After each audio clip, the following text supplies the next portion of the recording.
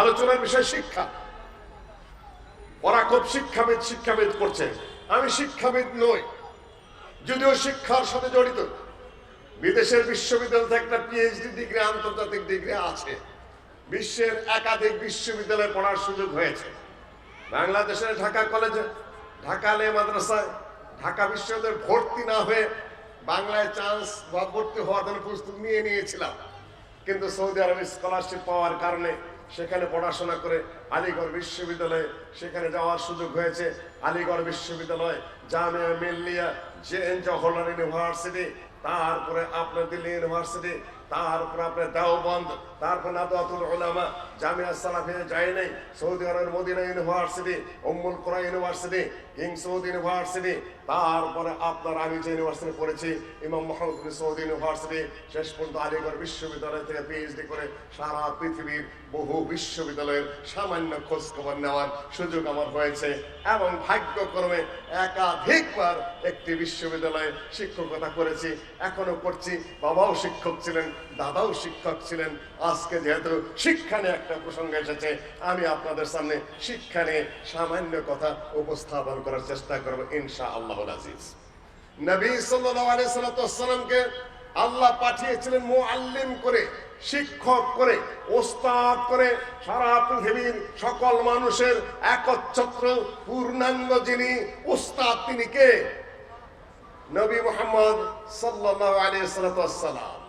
ঊর্ধ্বাকাশে ফেরেশতাদেরকে আল্লাহ যখন বললেন সূরা আল বাকারার 30 আয়াত থেকে নিয়ে পরবর্তী আয়াতগুলোর মধ্যে ফেরেশতাদেরকে আল্লাহ বললেন ইন্নী জাইলুন ফিল আরদি খলিফা, আমি এই পৃথিবীতে বসবাস করার জন্য প্রতিনিধি বানাতে চাই। ফেরেশতারা বলল, হে আল্লাহ, তুমি আবার ওই কেমন জাতি সৃষ্টি করবা যারা পৃথিবীতে রক্তক্ষয় করবে, মারামারি করবে, গুতাগুতি করবে, হানাহানি করবে, ফসাদ করবে, ফিতনা করবে, আগের জিনদের মতো আবার তুমি সেটা করবে? আল্লাহ কি বলেছিলেন? আমি যা জানি তা তোমরা জানো না। আদমের সাথে লাগিয়ে দিলেন আল্লাহ দ্বন্দ্ব ফেরেশতাদের। দেখি কে কি পারো, কি দিয়ে? লাঠি ঘুরানোর, ঘুষি মারার, না খুনাখুনির? কিসের? জ্ঞানের প্রতিযোগিতা। সারা পৃথিবীর যত কিছু সব আদমকে আল্লাহ শিক্ষা দিলেন। মৌলিক জ্ঞান আদমের মধ্যে ছিল, ফিজিক্সের জ্ঞান, অঙ্কের জ্ঞান, ফিলোসফির জ্ঞান, এগ্রিকালচারের জ্ঞান, ইঞ্জিনিয়ারিং জ্ঞান, যত প্রকারের জ্ঞান, সব জ্ঞান আদমের মাথায় ছিল। আদমের সেই সন্তানরা যে যেটা বেশি পেয়েছে সে সেটা বেশি বোঝে, বাইরের কিছুই নয়। ফেরেশতাদের সামনে কথা হলো, আল্লাহ সব শিখিয়ে দিয়ে বললেন, হে ফেরেশতারা, এখন প্রতিযোগিতা করো, আদম বলতে পারে কিনা আর তোমরা বলতে পারে কিনা। ফেরেশতারা বলে, আমরা তো পারলাম না। আদমকে যেটা বলতে বলা হয় আদম সব বলে দেয়, এইটাই। পৃথিবীর যত কিছুর নাম হতে পারে প্রত্যেকটা বিষয়ের নাম আদমের জানা ছিল। তাহলে জ্ঞানদাতা কে? আদমের সেই জ্ঞান, জ্ঞানের মূল কথাতেই শুরু, ইকরা বিসমি রাব্বিকাল্লাযী খালাক, তুমি পাঠ করো সেই রবের নামে যিনি তোমাকে সৃষ্টি করেছেন। জাহেলিয়াত থেকে দূরীভূত করার জন্য। আর আল্লাহ যখন আদমকে মাটিতে পাঠালেন তখন বলে দিলেন, ফাতালাক্কা আদামু মির রাব্বিহি কালিমাত ইম্মা ইয়াতিয়ান্নাকুম মিন্নি হুদা ফামান তাবিআ হুদায়া ফালা খাউফুন আলাইহিম ওয়ালা হুম ইয়াহজানুন। আদম, তোমাকে আমি পাঠিয়ে দিলাম, তোমার কাছে আমি হেদায়েত পাঠাবো, সৎ পথ পাঠাবো, জ্ঞান পাঠাবো, এলেম পাঠাবো। সেই আসমানি জ্ঞান অনুযায়ী যে চলবে পৃথিবীতে তার কষ্ট হবে না, দুঃখ হবে না, আখিরাতেও তার কোনো সমস্যা হবে না। একেবারে প্রথম থেকে এই জ্ঞানের কথা। জ্ঞান আসবে কোথার থেকে? জ্ঞান কোথার থেকে আসবে? আকাশ থেকে আসবে। আর জ্ঞানের মূল কিতাব কি? কোরআনে কারীম। আরেকটা জ্ঞানের কিতাব কি? জ্ঞানকে হাদিস। কোরআন এবং হাদিসে হলো মূল জ্ঞান। সেই জ্ঞান যে ধারণ করবে সে হেদায়েত পাবে, পথ পাবে, রাস্তা পাবে, দুনিয়া মঙ্গল হবে, আখিরাতে জান্নাত হবে, জাহান্নাম থেকে বাঁচতে পারবে। এই হলো আপনার প্রথম কথা। কানান নাস উম্মাতান ওয়াহিদা ফাবাসাল্লাহু আন-নাবিয়্যিনা মুবাশশিরিনা মুনযিরিন। আদম থেকে নিয়ে নূহ আলাইহিস সালাম পর্যন্ত কত বছর কে বলতে পারবেন? কত বছর? কোন এমপি বলতে পারবেন? কোন মন্ত্রী বলতে পারবেন? কোন বিচারপতি বলতে পারবেন? কার সাধ্য আছে? আল্লাহর নবী বলে দিয়েছে আশারাত করুন। আদম হলো আমাদের আদি পিতা, তার থেকে নূহ আলাইহিস সালাম পর্যন্ত 1000 বছর, 10 বছর আশারাত করুন। জ্ঞান নিয়ে যান, ইতিহাস জানার চেষ্টা করুন। আজকে আল্লাহ বলছেন আমি আদমকে 2 হাত দিয়ে সৃষ্টি করেছি, আমি আদমকে সম্মান দিয়ে সৃষ্টি করেছি, আদমকে আমি ঊর্ধ্বাকাশে সৃষ্টি করেছি, আদমকে আমি জান্নাতে দিয়েছি, জান্নাতে তার সাথে সঙ্গিনী দিয়েছে হাওয়াকে, সেখানে তাদের মধ্যে প্রেম প্রীতির সম্পর্ক, বৈবাহিক সম্পর্ক, মানে তাদের বৈধ সম্পর্ক হয়েছে। দুজনকে পৃথিবীতে পাঠাইছি, দুইজনের মিলনে সন্তান হয়েছে, তাদের গর্ভ থেকে সন্তানদের মধ্যে ছেলে এবং মেয়েদের মধ্যে বিয়ে হয়েছে। তারপরে وخلقكم من نفس واحدة يا أيها الناس اتقوا ربكم الذي خلقكم من نفس واحدة। তোমাদেরকে একটা মাত্র নারী এবং পুরুষ থেকে সৃষ্টি করেছি এবং সেখান থেকে সকল মানুষের বিস্তৃতি ঘটেছে। এইটা সত্য কিনা কে বলবেন? না, কিছুই সৃষ্টি ছিল না, মানুষ আল্লাহ বানান নাই। সাগরের মধ্যে থেকে কীট হলো, শ্যাওলা হলো, শ্যাওলাতে কীট হলো, কীট আস্তে আস্তে বড় হলো, সেখান থেকে আস্তে আস্তে আপনার বানরে রূপান্তরিত হলো, আরো বুলেটেড হলো, দিন যাইতে থাকলো, বানর এবং গরিলা, শিম্পাঞ্জিরা আস্তে আস্তে উন্নত পরিবেশ পেয়ে আরো উন্নত হতে থাকলো।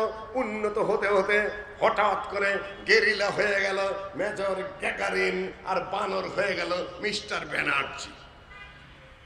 হঠাৎ করে বানর হয়ে গেল মানুষ। এইটা সত্য না কোরআন যেটা বলেছে সেটা সত্য? আজকে আবার সেই বস্তা বসা কথা স্কুলে পড়ানো হচ্ছে। বরিশালে পড়াইছিল একজন, যখন ছাত্ররা ধরেছে তখন আবার কয়েকজন তথাকথিত বৈজ্ঞানিক, কোন আবিষ্কার নেই তাদের। কৃষি ইউনিভার্সিটি ধানের আবিষ্কার বাড়িয়েছে, কৃষি ইউনিভার্সিটি পশুপালন মৎস্য পালন শিখিয়েছে। দেশের যদি কোনো উন্নতি করে থাকে এগ্রিকালচারাল ইউনিভার্সিটি করেছে, মেডিকেল কলেজের গবেষণায় অনেক চিকিৎসা তারা বের করেছে, গণিতের উন্নতি হয়েছে, এদেশে ইঞ্জিনিয়ারিং এর উন্নতি হয়েছে। রাস্তাঘাট যেভাবে বানানো হচ্ছে তাতে মাথা ঘুরে যায় যে বাংলাদেশের ইঞ্জিনিয়াররা এত সুন্দর সুন্দর রাস্তাঘাট বানাতে পারে, ব্রিজ বানাতে পারে। এটা আমাদের গর্বের বিষয়। এবং বলা হয়ে থাকে আমেরিকার যে ডালাস শহর, সেটার পরিকল্পনা করেছে বাংলাদেশের একজন ইঞ্জিনিয়ার সাহেব। বাংলাদেশের প্রতি ক্ষেত্রে তাদের অবদান আছে। আর ওই যে কয়টা বাপে খেদানো, মায়ে তাড়ানো, কুখ্যাত নাস্তিক কয়েকটা শিক্ষা মন্ত্রণালয়কে অক্টোপাসের মতো, বিষাক্ত সাপের মতো আজ 15-16টা বছর যাবৎ আটকে রেখেছে। এদের কোনো আবিষ্কার নেই, কিচ্ছু নাই। কয়েকটা ভুয়া, কয়েকটা বেহুদা, কয়েকটা ফাজিল পোলাপান ওখানে লাগিয়ে রেখেছেন। কি আবিষ্কার আছে তোমাদের বলো? কি লাভ এই কটাকে পেলে ওখানে? ওদের ভোগ দিয়ে কি দরকার রয়েছে? ওরা সেই ডারউইনের কোন যুগের বস্তা বসা থিওরি, আল্লাহকে অস্বীকার করার থিওরি, পরমাণুরা নিজেরাই নিজেদেরকে চিনে নিয়ে কেউ মানুষ হয়েছে, কেউ কুত্তা হয়েছে, কেউ গরু হয়েছে, কেউ ছাগল হয়েছে, নিজেরাই হয়েছে।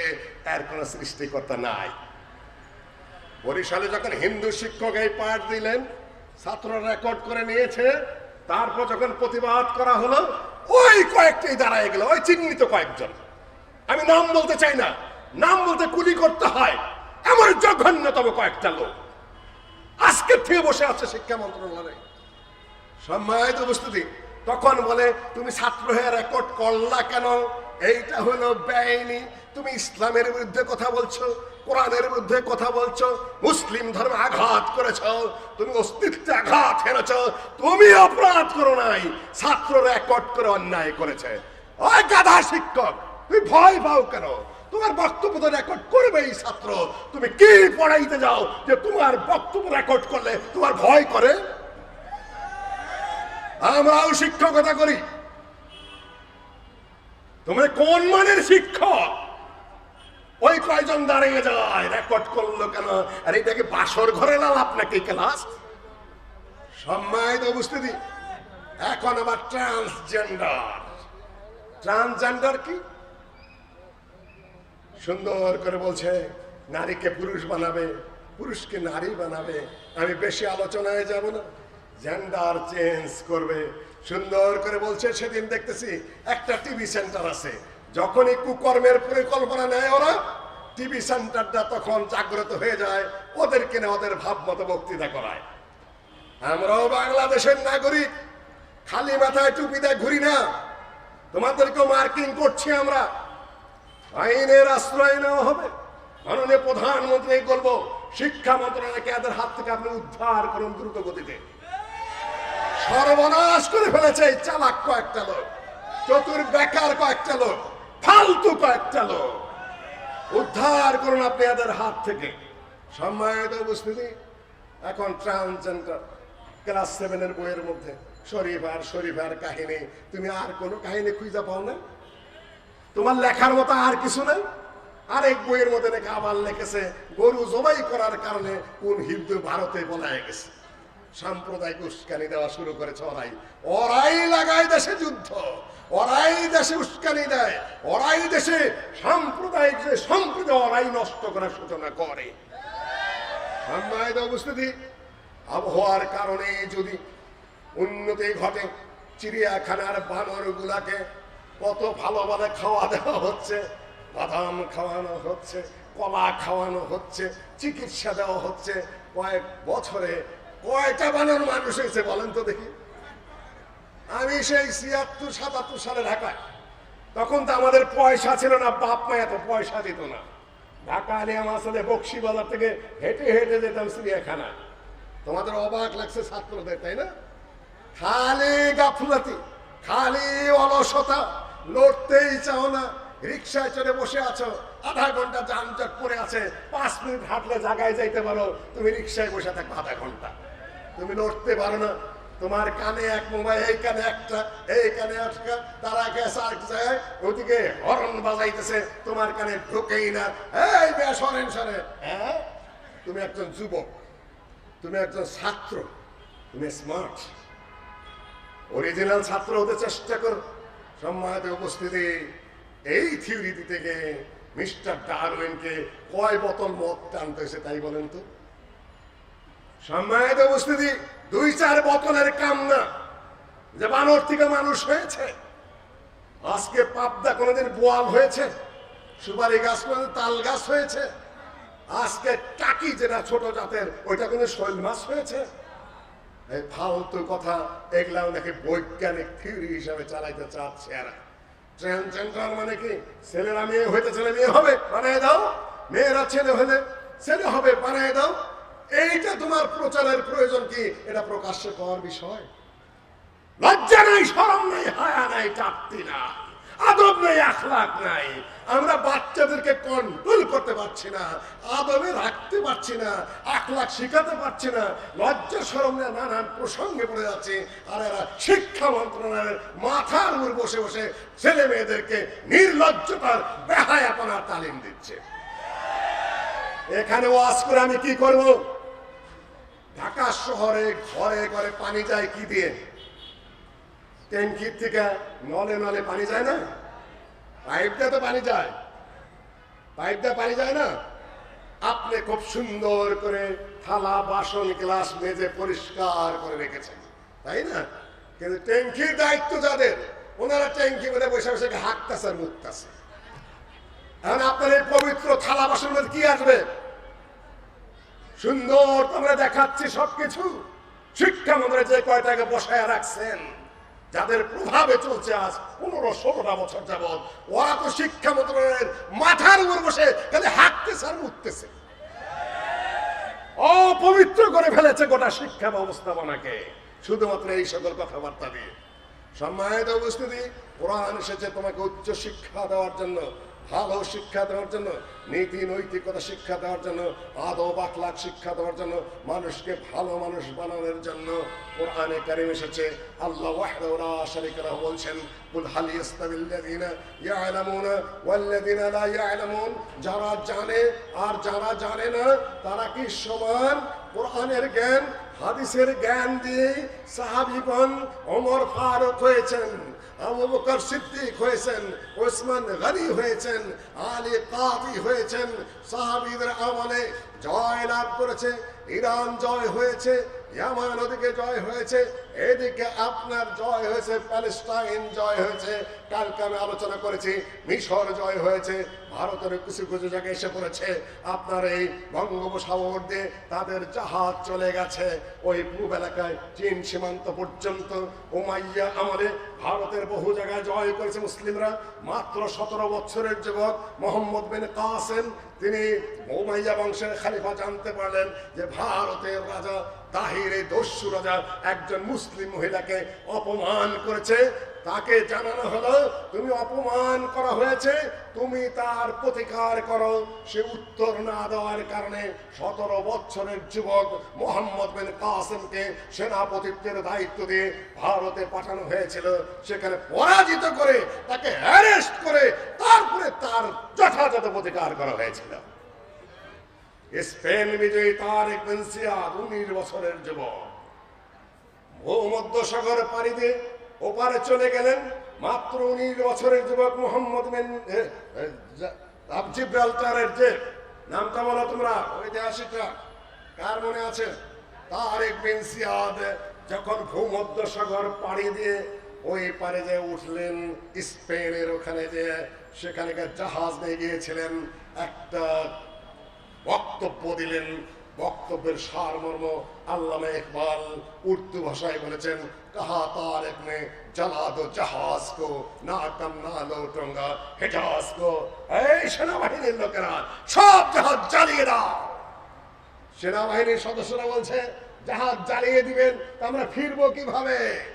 উনি বলছেন না কম না লৌটুঙ্গা হেজাজ কো, পরাজিত হয়ে আমরা আর আমাদের দেশে ফেরত যাব না। ওই আশাই বা হয় এখানে শহীদ হব, আর যদি গাজী হই নতুন করে জাহাজ নির্মাণ করে তারপরে ফিরে যাব। কত বড় দৃঢ়তা! 19 বছরের ছেলে, আর 19 বছরের ছেলে তোমার কানের মধ্যে খালি ডিবলা দিয়ে রাখছো, তাই না? তুমি যুবক। সম্মানিত উপস্থিতি, তখন নৌবাহিনীর কতটা উন্নতি করেছে তারা, সেনাবাহিনীর কতটা উন্নত করেছে। একজন সেনাবাহিনীর সদস্য যদি সে কমিশন রেখে যেতে হয় চায়, তার 20-21 বছর বয়স হতে হয়। সেখান থেকে সেকেন্ড লেফটেন্যান্ট থেকে ফার্স্ট লেফটেন্যান্ট, সেখান থেকে ক্যাপ্টেন, ক্যাপ্টেন থেকে মেজর, সেখান থেকে লেফটেন্যান্ট কর্নেল, সেখান থেকে কর্নেল, সেখান থেকে ব্রিগেডিয়ার জেনারেল, সেখান থেকে মেজর জেনারেল, তারপর উপর দিকে যাইতে হয়। 8টা 10টা র্যাঙ্ক থেকে উপরে উঠতে হয়। উঠতে উঠতে তাদের 50 বছর বয়স হয়ে যায়, আর 19 বছরে একজন লেফটেন্যান্ট জেনারেলের যোগ্যতা লাভ করেছে মুসলিম যুবকেরা। না হলে এক্সপেডিশন যাকে পাঠানো হয়েছে সে কম যোগ্য ছেলে নয়। ভারত এসেছে, স্পেন বিজয় করে ফেলেছে, আর তোমরা আসো কোথায়? কি বুঝাতে চাচ্ছ?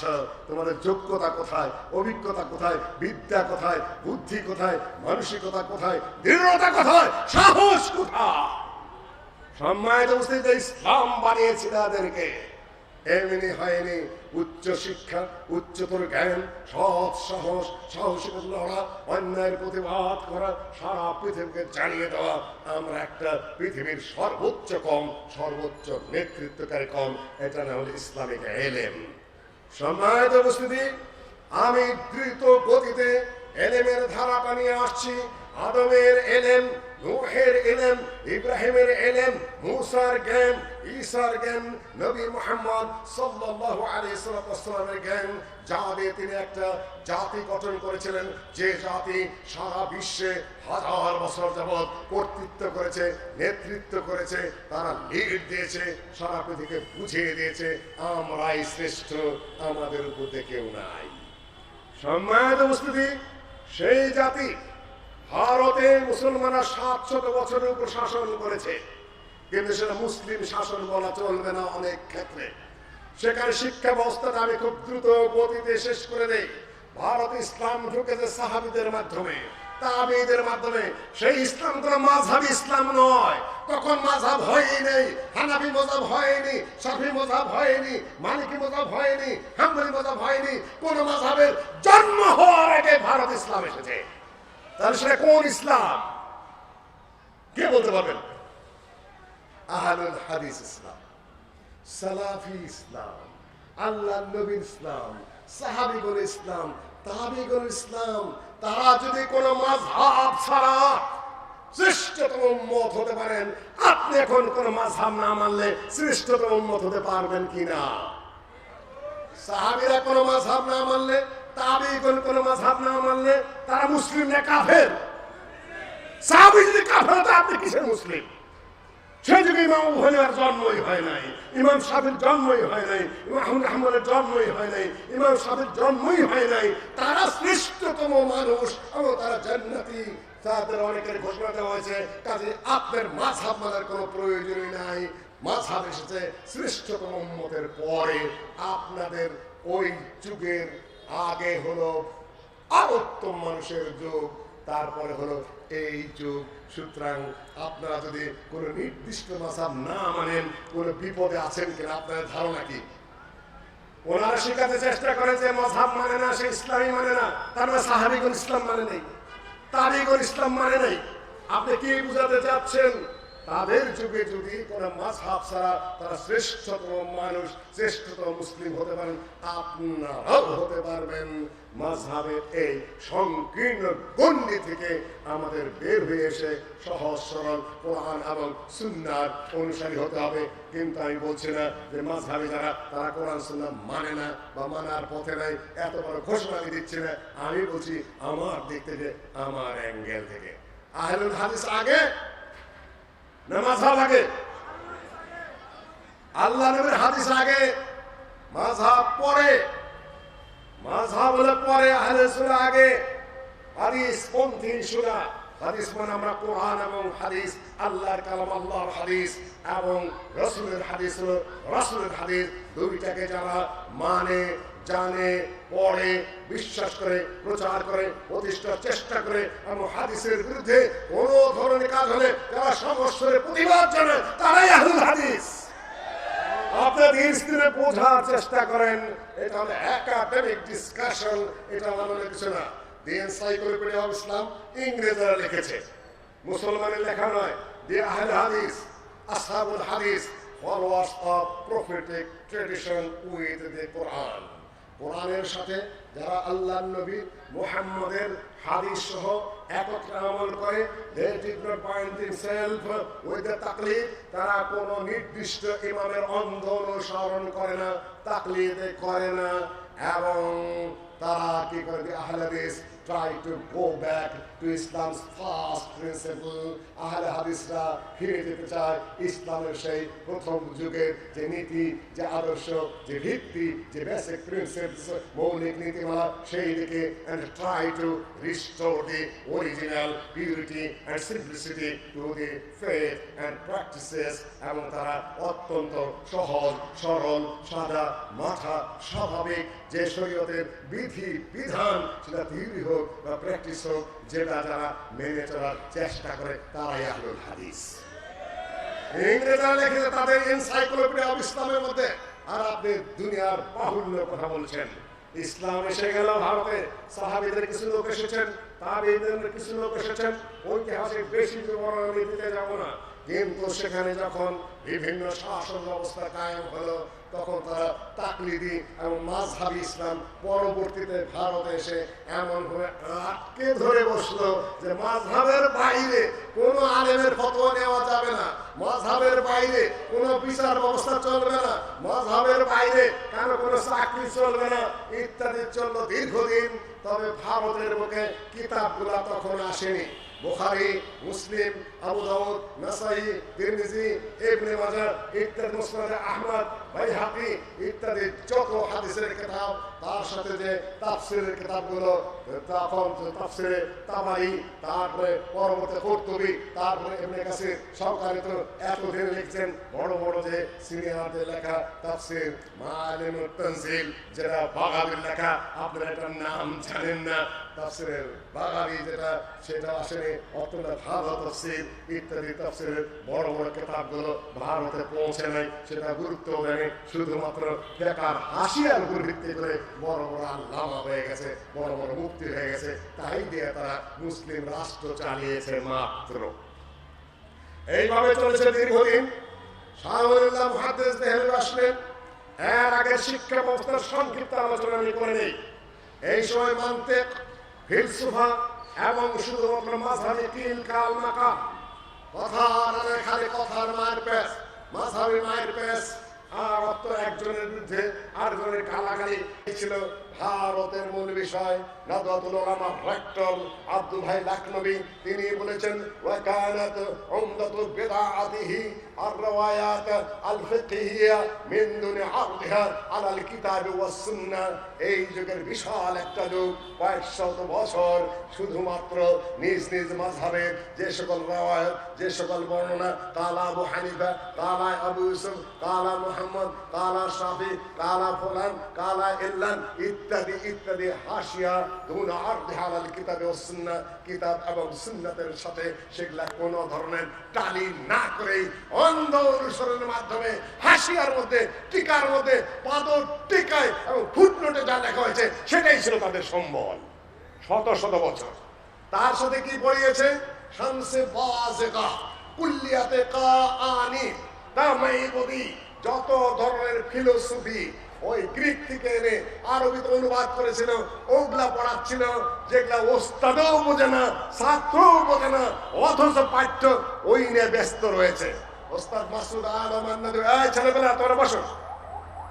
মাসুদ আলম আন্নাদী বলেছেন যে ওয়াকানাতুল মাদারিস তারতাজ্জু বিআসওয়াতি আরাস্তু ওয়া আফলাতুন ওয়া সুকরাত, মাদ্রাসাগুলোর মধ্যে অ্যারিস্টটল, সক্রেটিস এবং প্লেটোর দর্শনের কসকসি সেগুলা হুজুররাও বোঝে না, ছাত্ররাও বোঝে না। সেগুলা তারা বলছে ওয়াকাদ বালিয়াতে এজামুহা ফি আকরিদারিহা, যে ফিলোসফি, যে দর্শন, যে লজিক, যেটা তার নিজের দেশে গ্রিকে যেখানে এগুলার জন্ম, সেখানেই সেই দর্শনগুলোকে, ফিলোসফিকে, লজিককে কবর দিয়ে দেওয়া হয়েছে এবং সেখানে সে সকল হাড্ডি পচে গেছে। আর সেইগুলা নিয়ে হুজুররা কওমি মাদ্রাসায় কসকসাইতেছে।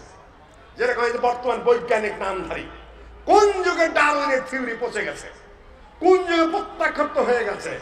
মেন্ডেলের থিওরি ছেলেকে পচিয়ে ফেলেছে, অবাস্তব, অযৌক্তিক প্রমাণিত হয়েছে। ওটা কোনো থিওরি হিসেবে গৃহীতই হয় নাই, ওটা বৈজ্ঞানিক দ্বারা প্রত্যাখ্যাত হয়েছে। মানুষ থেকে মানুষ ওরা পচিয়ে ফেলে আউট করে দিয়েছে। আর আমার দেশের ওই সকল তথাকথিত বৈজ্ঞানিকরা ওই হাসিয়ার কথা নিয়ে এসে থিওরি হিসেবে ধার করে নিজেদেরকে মহাবৈজ্ঞানিক সাবেত করার চেষ্টা করছে। জাহেল কোথাকার, তুমি জানো না ও থিওরি গ্রহণযোগ্য না, ওটা থিওরি না, ওটা একটা প্রপোজাল, ওটা একটা প্রস্তাব ছিল মাত্র, ওটা বৈজ্ঞানিকরা গ্রহণই করে নাই। আর তুমি সেটাকে মহাপণ্ডিত ছাত্র, তুমি মহাযোগ্য মানুষ, এতটুকু তুমি জানো না। সম্মানিত উপস্থিতি, তারপরে সিলেবাস, এই শিক্ষা ব্যবস্থা নিয়ে আমি সংক্ষেপে শেষ করবো আমার কথা। শাহ মুহাদ্দিস দেহলভী শেখ বুখারী, মুসলিম, আবু দাউদ, নাসাই, তিরমিজি, ইবনে মাজাহ, মুওয়াত্তা মালিক, মুসনাদে আহমদের হাম্বল সহ সব কিছু পড়ানো শুরু করলেন। তিনি বললেন এক মযহাবের মধ্যে বন্দি থাকার কোনো কারণ নাই, সহিহ হাদিস যেখানে পাবে সেইটা মানাই হলো ইমাম সাহেবদের কথা। ইদা সাহাল হাদিস ফাহুয়া মাযহাবি, ইমাম আবু হানিফা বলেছেন হাদিস সহিহ হলে সেটাই আমার মাযহাব, ইমাম শাফি বলেছেন হাদিস সহিহ হলে সেটাই আমার মাযহাব, ইমাম মালিক বলেছেন হাদিস সহিহ হলে সেটাই আমার মাযহাব, ইমাম আহমদ হাম্বল বলেছেন হাদিস সহিহ হলে সেটাই আমার মাযহাব। শাহ ওয়ালি বললেন এটাই কথা, বলিষ্ঠ কণ্ঠে ঘোষণা দিলেন। ورب رجل منكم يأتيه حديث من أحاديث رسول الله صلى الله عليه وسلم فلا يعمل به ويقول إنما عملي على مذهب فلان। যদি কারো সামনে সহিহ হাদিস আসে, সহিহ সনদ, বুখারীর মধ্যে খুলে খুলে হুজুর পড়তেছে, রফুল আদানের হাদিসই দেখেন ওর মধ্যে।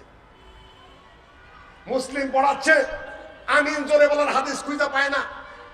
ঠিক ওই একই অবস্থা, হুজুররা পড়ে কিন্তু খুঁজে পায় না ওইখানে। মানে চোখ ঘুরায় ঘুরায় পড়ে, খালি নিজের ভাব মতো। হাদিসের খেদমতকে খালি, হাদিসের বিরোধিতাকে খালি নাস্তিকেরা করে না বড় বড় হুজুররাও করে? হুজুররা হাদিস ছাপাইয়া যায়, হাদিসে নিয়ে যান, পরিষ্কার পরিচ্ছন্ন হাদিসের প্রতি তারা অবজ্ঞা করে অন্যদিকে চলে যান। দোষ কি খালি যারা হাদিস মানে না, হাদিস অস্বীকার করে, হাদিসকে অবমাননা করে তাদের, না আপনাদের দোষ আছে? স্পষ্ট ভাবে আপনারা বলেন না এটা সহিহ হাদিস, তুমি আমল করো। সম্মানিত উপস্থিতি, তিনি বললেন যে রোববার যদি তোমাদের কাছে সহিহ হাদিস এসে উপস্থিত হয় তোমরা আমল করে না। কোন কোন জায়গায় বলেছেন আল্লাহি বিল্লাহি তাল্লাহি ইন্নাহু লাকুফর, এটা হলো কুফরি। সম্মানিত উপস্থিতি, তখনও সিলেবাস প্রণয়ন হয়নি, তখনও সিলেবাস প্রণয়ন হয়নি।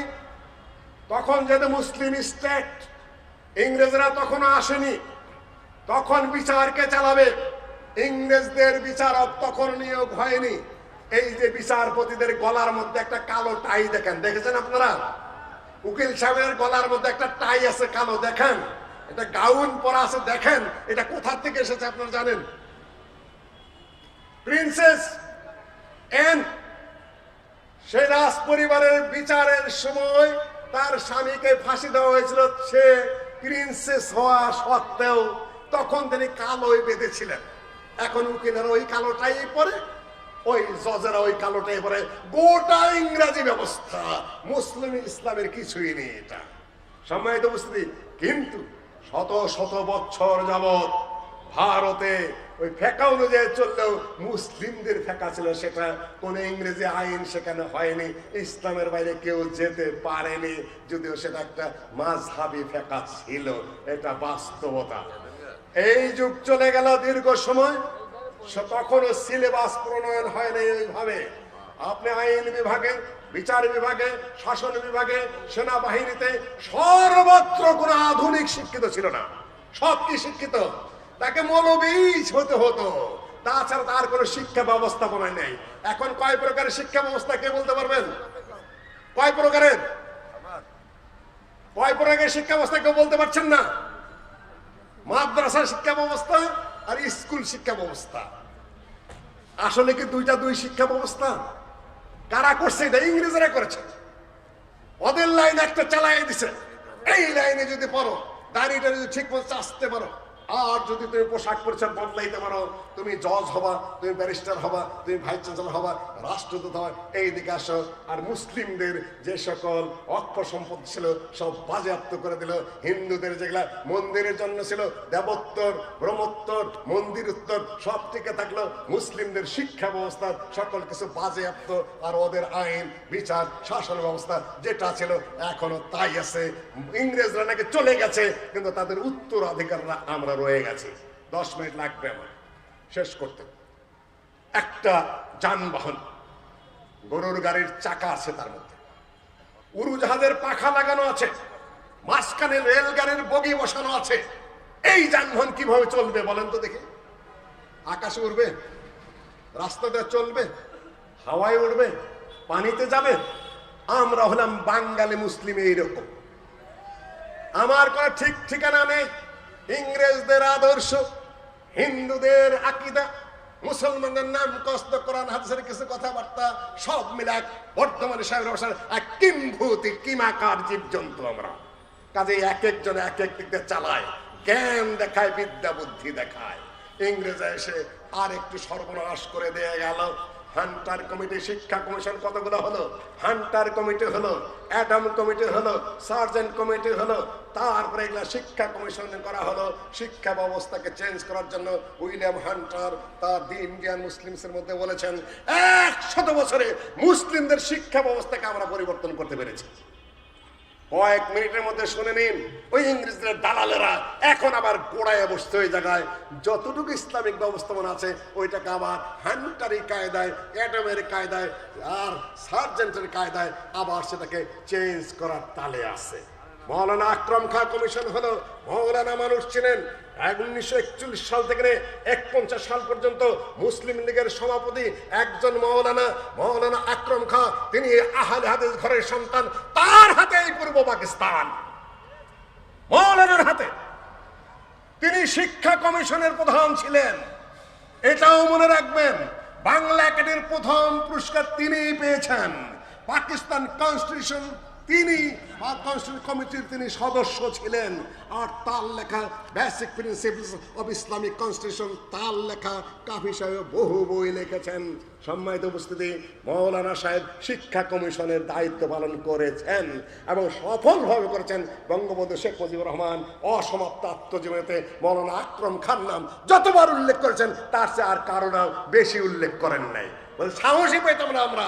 আমি শেখ মুজিব মোল্লা আকরম খাঁর কাছে যাইতে সাহস পাইতাম না, অন্যের তো প্রশ্নই ছিল না, আমি বেশি সাহসী ছিলাম।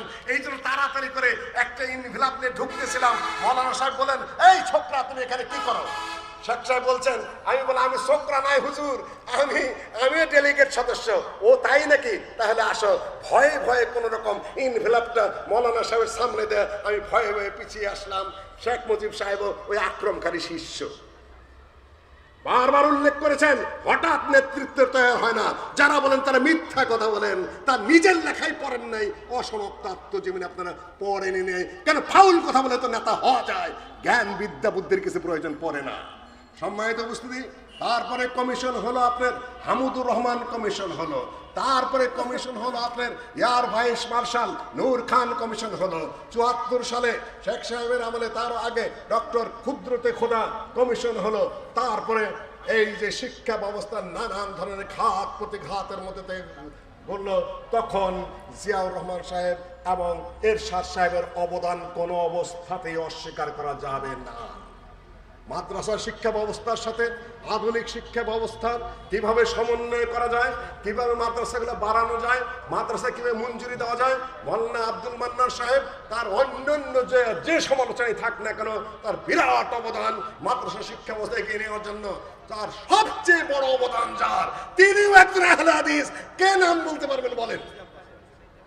জানেন না তা না? কয়েক মিনিটে শিক্ষা ব্যবস্থা শেষ করে দিচ্ছি। তিনি কে?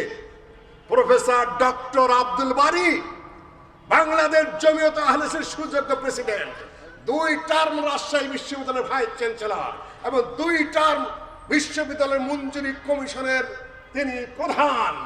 তিনি এই দেশের শিক্ষা ব্যবস্থাটাকে ইসলামাইজড করার জন্য, সেটাকে ইসলামিক খাতে প্রবাহিত করার জন্য যে জ্ঞান, যে মেধা, যে প্রজ্ঞা তিনি ব্যয় করেছেন, ইসলামী বিশ্ববিদ্যালয় প্রতিষ্ঠা, ওপেন ইউনিভার্সিটি প্রতিষ্ঠা, জাতীয় বিশ্ববিদ্যালয় প্রতিষ্ঠা নীরবে তিনি করে গেছেন।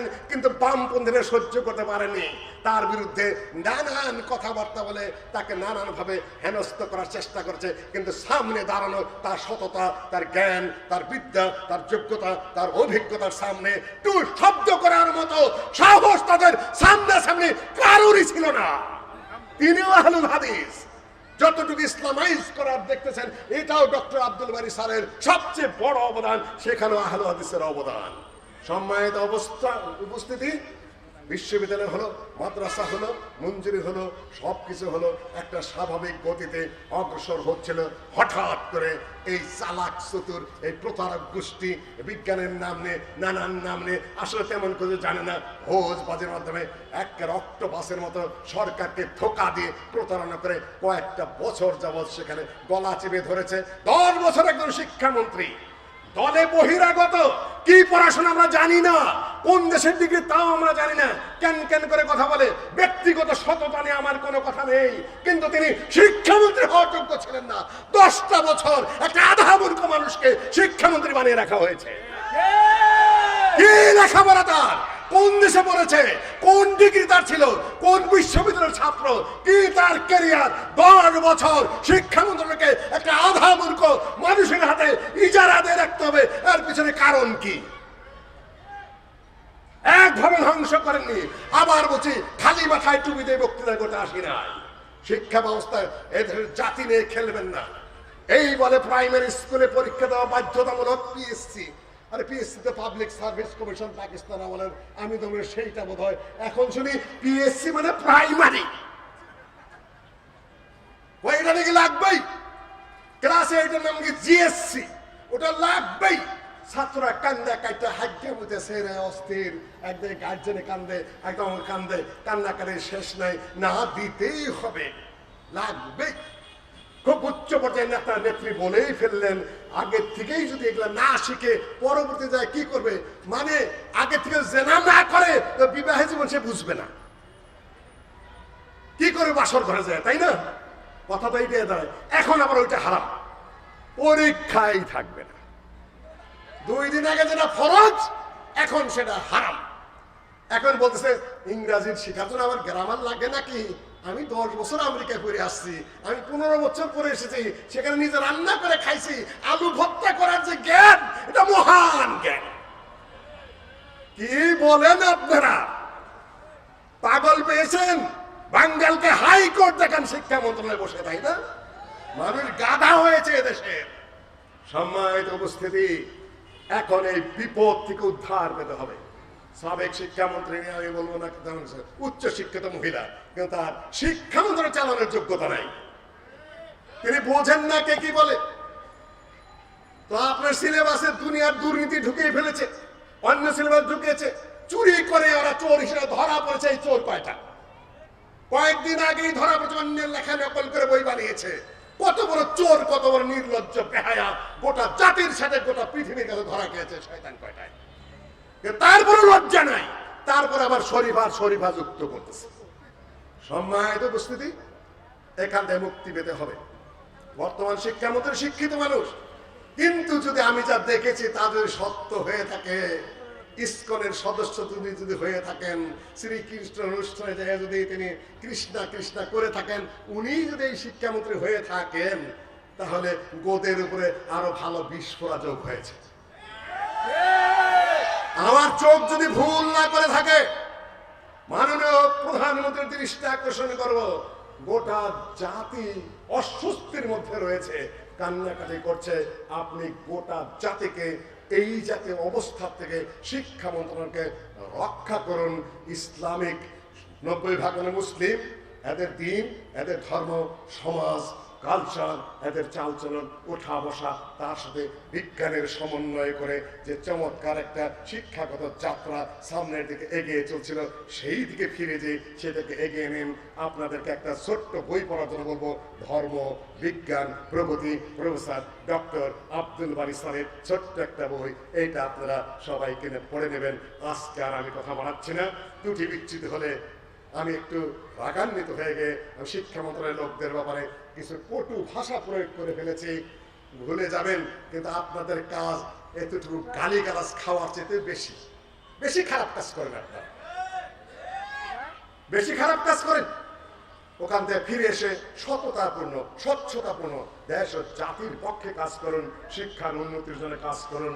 এতটুকু বলে আমি আমার বক্তব্য এখানে শেষ করছি। আজকের মতো আকুলি কাউলি হাজার ওস্তাগফিরুল্লাহ আলী আলাইকুম আজমাইন। স্মরণিকাগুলো নিয়ে যাবেন, ছেলেরা খুব কষ্ট করে লিখেছে, মাত্র 50 টাকা দাম। আসসালামু আলাইকুম ওয়া রাহমাতুল্লাহি ওয়া বারাকাতুহু। ইতিমধ্যে আমাদের ছোট ভাই ব্রাদার রাহুল এসে উপস্থিত হয়ে গেছে, বক্তব্য রাখবেন। ডক্টর মুজাফর রাস্তায় আছেন ইনশাআল্লাহ। মাশাআল্লাহ, আজকের মতো জনসমাবেশ আমরা খুব কম দেখেছি।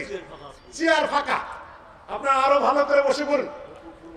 আমরা ইনশাআল্লাহ 1টার মধ্যে আপনাদের ছুটি দিয়ে দেব, আল্লাহ তৌফিক দান করেন। দূর থেকে যারা এসেছেন তারাও আগেও যাবেন না, 1টার আগেও বের হবেন না, ঘোষণার পরে বের হবেন। এটা সাংগঠনিক প্রোগ্রাম, এলোমেলো ভাবে বের হবেন, এটা কোনো সাংগঠনিক সিস্টেম না। আলাইকুম বিসাকিনাতি ওয়াল ওয়াকার। অশেষে আল্লাহ নবী বলে দিলেন, আরাফার মাঠে বেরোচ্ছ, ধীর স্থির ভাবে মুজদালিফার দিকে যাও। আলাইকুম বিসাকিনাতি ওয়াল ওয়াকার, ধীর স্থির ভাবে একেবারে দেশ জাতি মানুষের প্রতি, সকলের প্রতি সম্মানবোধ, শ্রদ্ধাবোধ রেখে আপনারা ভদ্রভাবে আদর্শ প্রতিষ্ঠা করতে করতে যাবেন ইনশাআল্লাহ আজিজ। আসসালামু আলাইকুম ওয়া রাহমাতুল্লাহি ওয়া বারাকাতুহু।